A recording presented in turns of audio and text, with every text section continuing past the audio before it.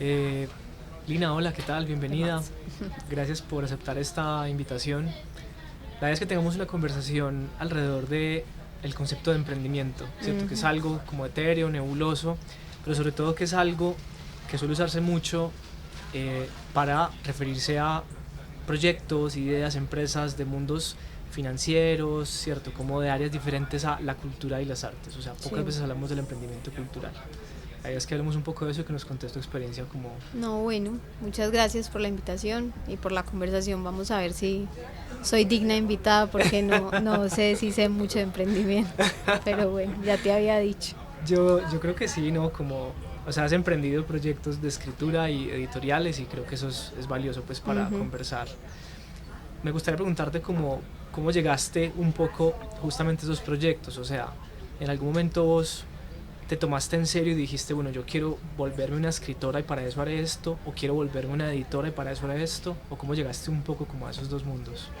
Sí, yo creo que son como, a ver, como que el asunto del emprendimiento editorial para mí es muy diferente al asunto del emprendimiento de la escritura, que yo no lo entiendo como un emprendimiento, ¿cierto? La escritura es otra cosa como más visceral y más rara, que no, pues no sé como por qué sucede, yo no me pongo como proyecto a hacer un libro y entonces empiezo a hacer como, digamos, un derrotero de este va a ser los pasos para el proyecto. Como que la literatura no lo pienso así, aún así sé que, o sea, que en algún momento uno dice, bueno, yo tengo que hacer esto en serio y no va a ser por los laditos en la margen del cuaderno, sino que creo que a mí me pasó eso, como ese momento que llamas así como decisivo, yo estaba haciendo una maestría en Holanda y haciendo esa maestría como que entendí, yo no quiero seguir la ruta académica, yo quiero escribir, ¿cierto? Pero igual eso es una pelea larga, pues yo llegué acá y empecé el doctorado y después me salí del doctorado y dije, no, en serio, sí quiero escribir. Entonces, y ahí es donde surge Malas Posturas, que es un proyecto de libro que más que es que como que yo me lo inventara, fue como, parce, están las becas, hágale, pues como que utilice esa fecha para ver qué salía. Entonces, en ese sentido, esos proyectos como de libro son algo más, menos planeado y como una cosa más visceral y más extraña, que es raro decirlo así porque parece que uno estuviera sentado y le hubiera caído la inspiración, pero obviamente no. Yo entiendo que la escritura es un oficio y la entiendo para mí como un oficio, pero precisamente porque todo el tiempo estoy pensando en escribir, leyendo esto, escuchando una cosa, apuntando la otra, entonces me es como más fácil después como sentarme y empezar a sacar cosas. Y creo que los libros, ambos libros han salido un poco así. Por el otro lado, con Atarraya, que es la editorial que tengo con Santiago Rodas, fue como lo que te estaba contando ahora de un proceso de como de emprender sin querer. Fue como que sin pensar dijimos, hagamos una editorial, qué tan difícil puede ser. Pero no lo planeamos, no nos sentamos a hacer objetivos, misión, visión, o sea, todo eso que le enseñan a uno en emprendimiento en la universidad, no. Simplemente hicimos un libro, pues hicimos una revista, luego hicimos otra, luego hicimos un libro y empezamos a aprender en la marcha, ¿cierto? Y a aprender de una manera muy difícil porque esa parte como de ya hacer un negocio implica muchas cosas que a ninguno de los dos nos gustan, pero que hay que hacer para que un negocio medio ahí chapalee en el mundo cultural. Entonces digamos que ninguno de los dos emprendimientos ha sido como con la motivación de emprender, pero evidentemente hay unos momentos digamos como en la historia de uno, en esos momentos uno dice, bueno, voy a hacer esto y lo voy a hacer a ver qué pasa, y tal vez ese sea, después quitándole como toda la terminología más técnica, el momento base de un emprendimiento es voy a tirar ahí a ver qué pasa. ¿Y cómo fue ese paso como de la idea a una primera acción, ¿cierto? Como nos estamos hablando, que es chévere hacer una editorial, ¿cierto? Creo que ese puede ser un tema de conversación de muchos escritores como con sueños, ideas, y de repente al día siguiente, ¿qué pasa? ¿Qué es lo primero que hacen? O al mes, ¿cierto? No sé, cómo fue, tal vez, cómo fueron esos pasos iniciales que Sí, originaron eso. no, creo que en el caso de Atarraya teníamos una gran ventaja, o yo tenía una gran ventaja, y es que Santiago estudió publicidad y tenía un montón de conocimientos de diseño y de diseño editorial y de ilustración. Entonces la primera cosa que se nos ocurrió fue simplemente como pedirle textos a gente que conocíamos, pedir ilustraciones y hacer una revista que se llamó Gris, que tuvo 2 números. De hecho, el segundo número ya fue por convocatoria abierta y nos llegaron muchos textos, pero fue como esto, como hagamos esto. ¿Por qué? Porque sí, ¿cierto? Y creo que muchas veces la revista literaria es un espacio que muchos escritores y que personas que se mueven y se comprometen con la cultura utilizan como para, no sé, como para cambiar un poco la perspectiva como tan establecida de las grandes editoriales, los libros, porque una revista permite otro tipo de movilidad, leer otro tipo de cosas, pues como, cierto, es versátil de una manera distinta. Y de hecho hay muchas revistas literarias como importantes en la cultura de nuestro país que han tenido pocos números, pero que han sido como esos intentos constantes como de emprender un proyecto cultural. Y así empezó Atarraya. Después nos dimos cuenta que la gente más fácil quiere ser publicada en revistas que comprar la revista. Y ahí fue que ya decidimos hacer el primer libro, pero todo fue como, pues como hagámosle, que pues ¿quién nos está diciendo que no? Podemos, pues intentemos a ver. Y así empezamos. Y entonces, para escalar eso de alguna manera, ese inicio de revista editorial, ahora hablabas como del tema de finanzas, por ejemplo. ¿Qué hicieron? ¿Cómo se metieron en un curso de finanzas? ¿Buscaron un amigo? ¿Cómo han resuelto esas necesidades sobre la marcha que aparecen? Nos deberíamos meter en un curso de finanzas, yo creo. Creo que tal vez esta sea la llamada de atención. No, todo ha sido un aprendizaje lento y tortuoso, como bueno, hay que tener una contadora, hay que pues como volver a Atarraya una empresa, ¿cierto? Real en el mundo empresarial, eso es un aprendizaje, pues uno vaya como un bobo a la Cámara de Comercio y uno no sabe nada y le mandan a un montón de papeles, como que todo eso es un aprendizaje que ha sido difícil precisamente por lo que te digo, porque siento que la razón por la que Atarraya existe es porque a los dos nos gusta la literatura, nos parece brutal crear como un espacio distinto de como muchas editoriales independientes que tratan como de abrir su propio espacio de edición, que tiene una propuesta particular, y entonces es como la parte bacana. Pero para que eso exista, pues hay que hacer la parte maluca, que es los impuestos, la contadora, y creo que ahí, lo que te estaba diciendo, siento yo que está como ese gran abismo en la preparación de, digamos, como de las carreras culturales, pues no sé ahora, pero como que muchos, entre comillas, artistas o escritores o personas de la cultura no tenemos mucha preparación administrativa, y esa es la parte como más difícil del asunto, ¿cierto? Como aprender eso que uno no quiere aprender. Claro. Porque uno no quería estudiar eso. Entonces, eso es como ironías de la vida, sí. Y en ese sentido, ¿sentís que en la escritura, ¿cierto? Como es otra área, también hay como una parte divertida y una parte más aburrida o más difícil? ¿Cómo ese proceso también lo tenés así o es más confuso, más mezclado? No, yo creo que la escritura, para mí, claro, es un proceso que sucede cuando pues de manera privada, cuando yo estoy pensando en eso, escribiendo, ya sea en un cuaderno, ya sea que me siento en el computador. O sea, creo que es un asunto como mío, en el que no entra nadie todavía, pues, o no sé si algún día vaya a entrar, no sé, pero en mi caso nada, o sea, estoy yo.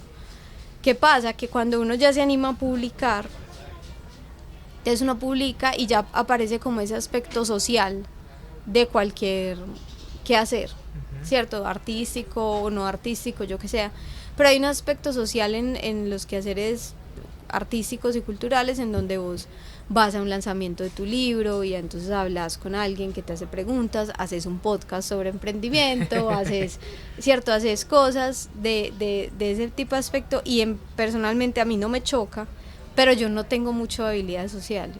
Entonces esa parte más bien me cuesta, igual que me cuesta la administrativa, porque no, hay gente que tiene mucho carisma y que puede ser hace amiga de todo el mundo, yo no.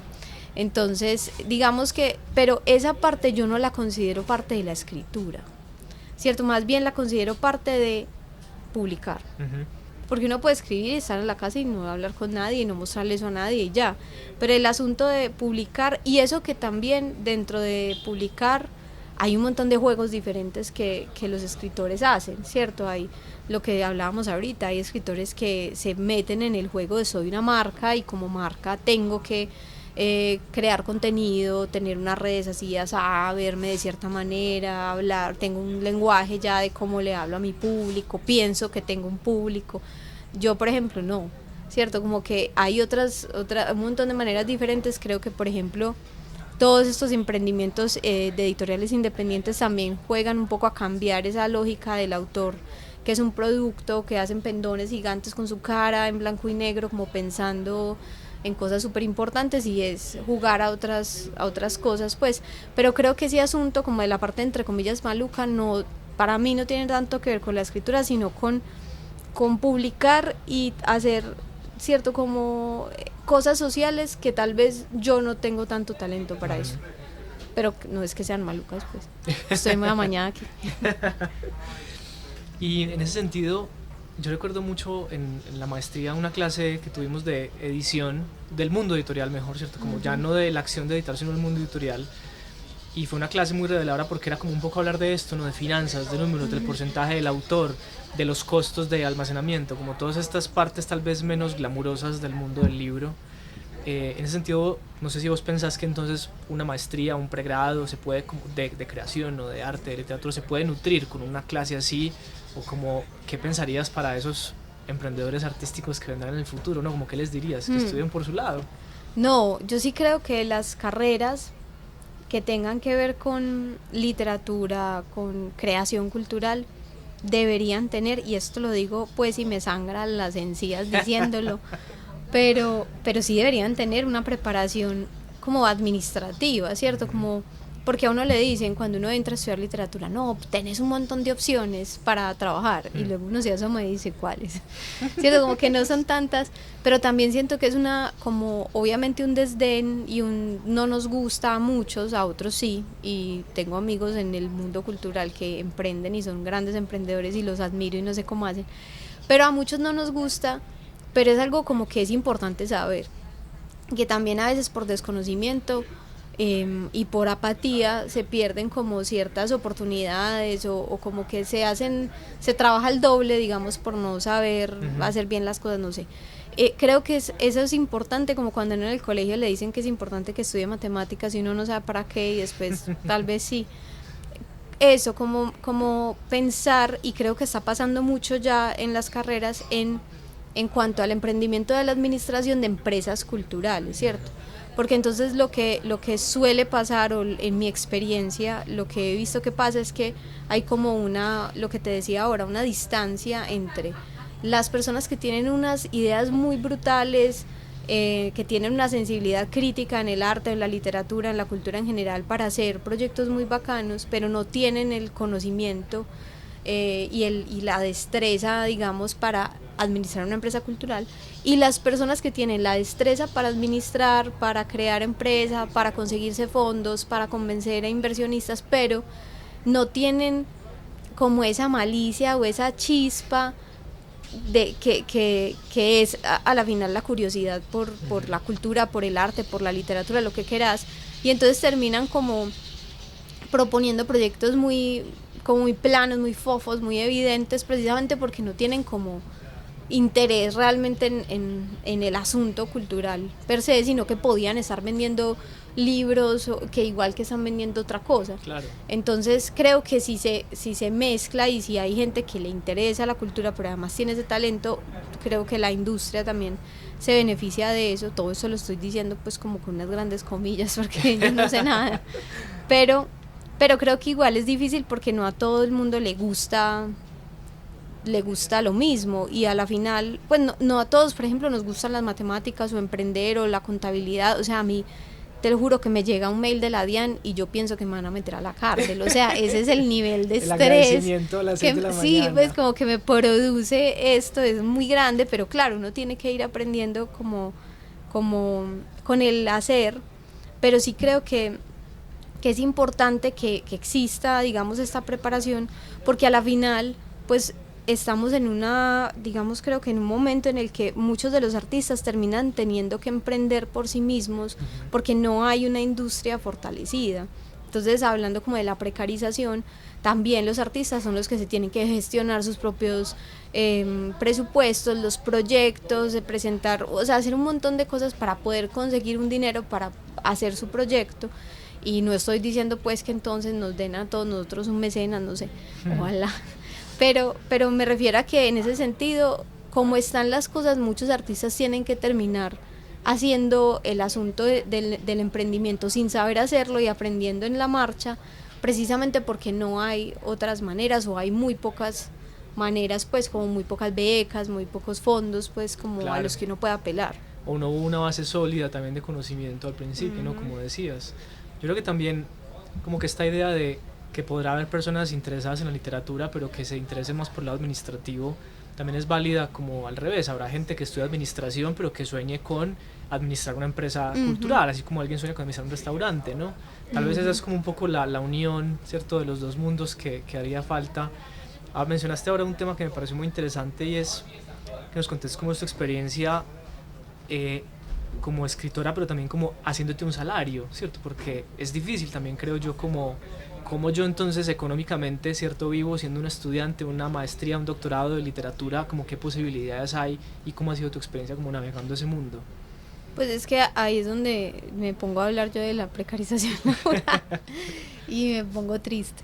Pero no, creo que a la final es como, hay como un sistema que creo que vos también haces parte de él y conoces, y es como empezar a uno decir, bueno, yo hago esto, ¿qué es? Que escribo, y escribo estas vueltas, y hay gente que le gustó eso que yo escribí, eso empieza a generar como un nombrecito, ¿cierto? Como un criterio, como a mí me interesan estas cosas y soy buena para eso. Y eso eventualmente sucede que, no sé, necesitan un texto, necesitan una persona que presente un libro, ¿cierto? Como ese, pero son siempre como trabajos freelance y muy ir agarrando como esto y esto y esto. Hay gente que se mueve más, ¿cierto? Y lo que te decía, como gente que se entiende como producto en esta economía supercapitalista, donde ahora somos nuestro propio producto y nuestra vitrina de Instagram. Hay gente que se la juega y tiene mucho éxito, hay gente mucho más tímida o más reacia o más crítica de ese sistema, y entonces no, pero a la final estamos inmersos en una lógica pues como muy del trabajo independiente, pero viene pegado a esa precariedad, en donde hay meses en los que puede que te salgan 3 trabajos y otro mes en donde no, y estás dando clase de cátedra en una universidad o en otra, o tengo amigos que dan clase en 4 universidades, pues como que por un lado es bacano, pienso yo, como escritora o como persona que le gusta escribir y quiere escribir, tener esa, entre comillas, libertad de horarios y de movilidad, porque yo puedo estar aquí hoy, yo no sé qué día es, a las 2 de la tarde hablando cosas, y luego me voy a tomar un café y me siento a leer y no tengo que estar en una oficina.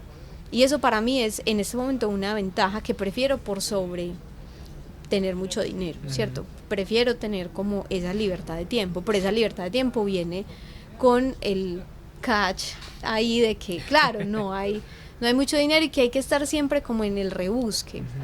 Y eso me parece un poco triste, porque a la final pues uno lo ve mucho como en general, como el arte en las, digamos, en diferentes momentos históricos cambia cuando los artistas tienen como cierto apoyo más estable, digamos, estatal o de instituciones, y cuando los artistas están un poco como en el aire, no sé.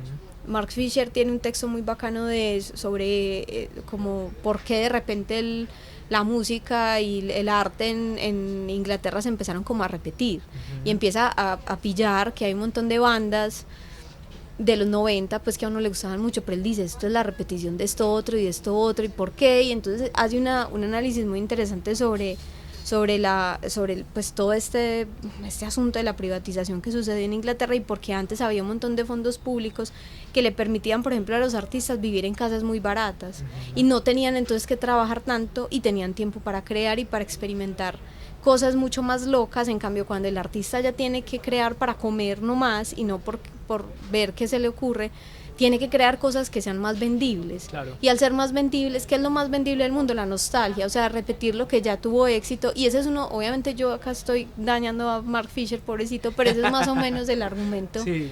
que él hace. Y yo siento que estamos en una situación parecida, ¿cierto? Como que está uno entre esa decisión de, bueno, hago lo que yo quiera, y hay acá como, pues como una, que digámosle, no hay tanto éxito económico, por decirlo así, o me la juego por hacer lo que yo sé que vende, y no sé, no respeto mi criterio, yo qué sé, y listo, pin. ¿Y por qué? Porque me voy a llenar de plata. Siento que ese texto de Mark Fisher sigue siendo muy, muy actual para pensar en cómo los artistas se ganan o nos ganamos el dinero, y cómo también hay ciertos proyectos que se apoyan más que otros proyectos porque son más vendibles o porque son más más digeribles. Claro, pueden ser más comerciales, más fáciles de vender, ¿cierto? Como están más alineados con el mercado actual. Hay un libro que trata directamente eso, de la precarización de los trabajos creativos y culturales hoy, ¿cierto? El entusiasmo de Remedios Zafra, es un ensayo y es doloroso, pero es fantástico porque trata justamente eso. Y en ese sentido, listo, como esto es un poco el panorama al cual estamos enfrentados ahora, ¿qué le diría, cierto, a quienes estén escuchando, viendo esto y tengan ese sueño de emprender artística o culturalmente desde una u otra perspectiva, como creador, como administrador, como gestor, lo que sea? ¿Qué les dirías? Como que aprendan algo, que estudien. Que se metan a clases de administración. Mentiras que no. Es un buen consejo, no, pues ¿no? Sí. Es un buen, claro. O sea, sí, hay cosas que uno tiene que saber, es horrible, pero uno las tiene que saber, ¿cierto? Pero sí, creo que dependiendo como del lado en el que uno esté parado, creo que si uno está parado más del lado creativo y como, no sé, quiero escribir o quiero pintar o quiero bailar, yo qué sé, igual como hacer el esfuerzo, y por eso digo que me sangran las encías cuando lo digo, porque es como que estuviera traicionándome, pero es un poco hacer el esfuerzo de aprender esas cosas que no nos parecen tan interesantes y que nos matan un poco por dentro, pero que son necesarias para movilizar lo que sí queremos hacer, ¿cierto? Eso por un lado, tal vez también me lo toque decir a mí, pues ahorita va a salir a buscar un curso de administración. Pero también lo pienso como desde el lado de las personas que les interesa, no sé, la contabilidad, la administración, yo no sé, como esta parte, digamos, de este espectro, que si sienten una afinidad por la literatura o por la cultura o en general, también haya como un cambio de chip de que no todo es producir y dinero, y ¿cierto? Porque claro, si vos llegás con esa mentalidad a enfrentarte a un producto cultural que tal vez no es el más rentable, te vas a chocar y vas a decir, pero es que esto no vende, esto no tiene sentido, tenemos es que conseguir novelas de vampiros adolescentes, pues, ¿cierto? Y entonces ahí matas todo, ¿cierto? Como que siento que de la mano de la habilidad, digámosle, emprendedora, administrativa, pragmática, de números y de las realidades económicas, tiene que haber una sensibilidad crítica que no mate los productos culturales y que no piense solamente en términos de productividad, como de dinero, porque ahí es donde se muere todo, pues porque evidentemente hay un montón de libros que pareciera que fueron un fracaso, o películas, y con el tiempo se vuelven muy importantes y empiezan como a adquirir una vida propia, a rodar por ahí, y terminan siendo como unas obras muy respetadas, pero en su momento no fueron rentables. Y si solamente estamos pensando en esa rentabilidad, creo que sí, se muere un poco todo. Claro, no sé, no es un mundo de márgenes necesariamente, ¿cierto? Como si entras con esa disposición, no es vender zapatos, ¿no? Como la industria del libro, pues y el arte, creo yo, como que requiere otras búsquedas, otras preocupaciones, etcétera. Quería preguntarte, ya como para ir cerrando, si entonces consideras como que haya algo, digamos, de esta visión del emprendedor, ¿no? Como que hablábamos ahora también un poco, la idea que ellos tienen alrededor del fracaso, como valorar el fracaso, ¿cierto? O la disposición de, listo, yo ya voy a seguir como este camino que te haya aportado ya como escritora, ¿cierto? No sé, es como que si algo de eso permee cómo te entendés y te relacionas con la escritura. Es que creo que ese discurso, pues yo no he leído, la verdad, muchos libros de emprendimiento, ni nada, pero sí sé que hay como un discurso de ciertas como tips o aprendizajes, o no sé, hay un montón de libros como 5 consejos de los multimillonarios para bla, bla, bla. Sí. Y siempre aparece ese del fracaso. Ajá. ¿cierto? Porque como el asunto de temerle al fracaso te paraliza, entonces, y creo que eso es una cosa que no es nueva, pero precisamente los emprendedores la han pues como la han marketizado, se como sí, es como ella, esto claro, no lo inventamos nosotros, es como no, venga. Creo que el asunto del fracaso es difícil, pero siempre está ahí, es inevitable, pues, y creo que es un lugar común un poco decir que el fracaso es parte del aprendizaje, porque pues claro, también hay momentos de, digámosle, de éxito, entre comillas, pues como de que uno se pilló algo que pegó en el palito y le gustó a alguien, y eso también es un aprendizaje de otra manera, pues no solamente es como caerse y para pararse más fuerte y todo este cuento, pues,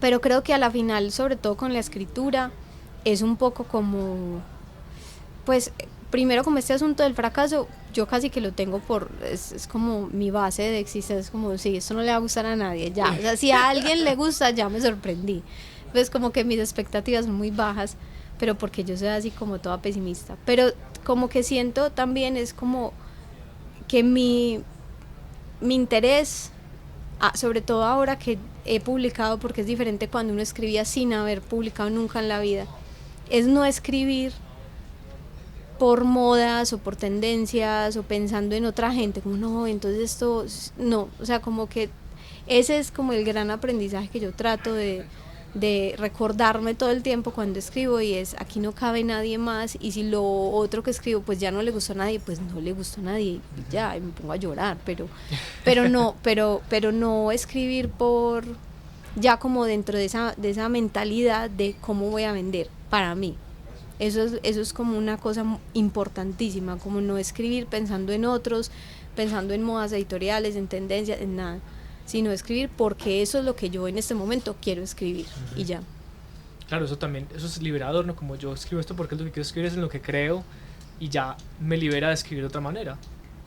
Sí, es liberador, pero también pues cierto, es duro, sí, pues es como, porque uno también a veces no sabe qué es lo que uno quiere escribir, o está ahí como en el aire, o sea, creo que la convicción es sobre todo como no, como que, no sé si te ha pasado, como que uno empieza a conocer un poco más el mundo cultural, a saber quiénes son los actores delante de las cámaras, detrás de las cámaras, por decirlo así, o sea, quiénes son los editores, quiénes son los no sé quiénes, cómo se mueve esto, cómo se mueven las ferias, y eso empieza, o a mí me parece que eso empieza a generar como una ansiedad de performance, pues como de, bueno, entonces yo también tengo que hacer esto, y entonces hablar con esta persona, es como que no, o sea, entonces como no, hay que escribir y ya, y lo otro pues si pasa, si no, pero sobre todo como para mí es resguardar la escritura por sobre todas las cosas, porque yo siento que hay escritores que escriben cosas muy bacanas y luego escriben cosas muy pelles, y siento que es precisamente porque es un libro que les encargaron en la editorial, porque hace rato no sacan un libro y tienen que estar siempre como vigentes, como así que no sacas un libro hace 5 años, tenés que sacar un libro, busca lo que sea en tu computador y lo vamos a publicar porque necesitamos un libro. Y entonces salen unos libros que uno dice, ¿esto para qué? Y como 20 libros de un mismo autor, no sé, como que pues obviamente no todos son así, pero siento que es como que a veces ese resguardo de la escritura se rompe por presiones económicas, presiones mediáticas, presiones de lo que sea, y ahí es como donde se desinfla un poco todo para mí. Claro, se pierde ahí como el balance entre la industria pero la creación, ¿no? Como esos dos términos que tanto hemos manejado. Para terminar me gustaría que nos contaras como, claro, entonces Atarraya es también un proyecto personal, contanos de esta reciente publicación, cierto, próxima publicación, como el libro de poesía, y de pronto lo que tengan, si tienen algo en el panorama. No, pues Atarraya es una editorial muy minúscula, que tenemos en este momento como 7 libros, si no me acuerdo mal, que nos concentramos en poesía y en prosa. Tenemos 2 libros de prosa, pero la idea pues es también sacar más. El último libro que sacamos es un libro muy bello que se llama Érase una vez un poeta, de Santiago Rodas.